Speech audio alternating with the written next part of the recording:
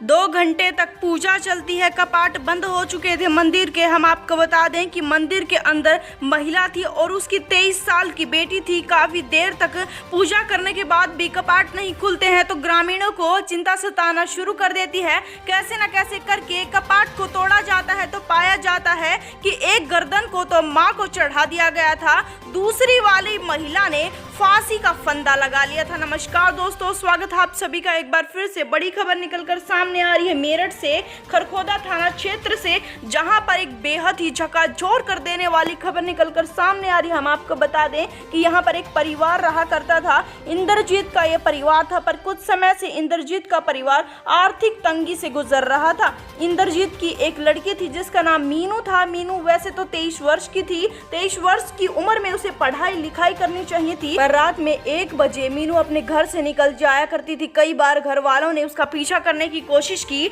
तो पाया गया कि बेटी मां काली के मंदिर में जाती है और वहां पर पूजा करती है। अपनी बेटी को काफी बार समझाने बुझाने की भी प्रयास किए, पर बेटी मानने के लिए तैयार नहीं थी। ये बात लगातार ही माता पिता को सता रही थी। हम आपको बता दें, अब बेहद ही आर्थिक संकट से पूरा परिवार जूझ रहा था तो मीनू एक तौर तरीका बताती है अपने परिवार को, यानी कि वह बताती है कि कैसे आर्थिक संकट से वह लोग निकल सकते हैं। यही बात वह अपनी माँ को बताती है। अपनी माँ को कहती है कि एक पूजा करनी पड़ेगी, उस पूजा में क्या क्या करना है वह सब कुछ अपनी माँ को बताती है। उसके पश्चात वह माँ के मंदिर में, यानी कि काली माँ के मंदिर में अपनी माँ को लेकर जाती है। माँ और बेटी अंदर से कपाट को बंद कर लेते हैं। करीबन 2 घंटे ये पूजा चलती रहती है। हम आपको बता दें कि मीनू काफी समय तक तो ये पूजा करती है। उसके पश्चात अपनी माँ को तेजधार हथियार से उसकी गर्दन काटने के लिए कहती है, यानी कि मीनू अपनी गर्दन काट कर माँ पर चढ़ाने के लिए कहती है। लड़की की माँ ऐसे ही करती है, उस तेजधार हथियार से